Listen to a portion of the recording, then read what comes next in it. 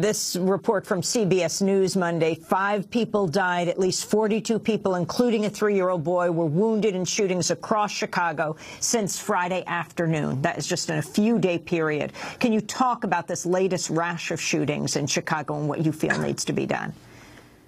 You know, Amy, I read the papers. I read about what's going on in Syria. I read about what's going on in Iraq. I read about what's going on in Ukraine, and I read about the violence across the world. But the first thing I read about is the violence in my own city of Chicago.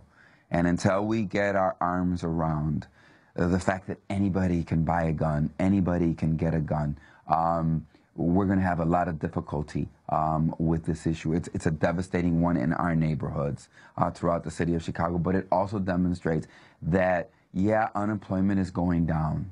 And job growth has been increasing for the last 3 years, but it is skipping broad parts of our society where there is no progress. And what we need to do is we need to re-examine where it is government is putting its priority and not forget about certain parts. Because you know what?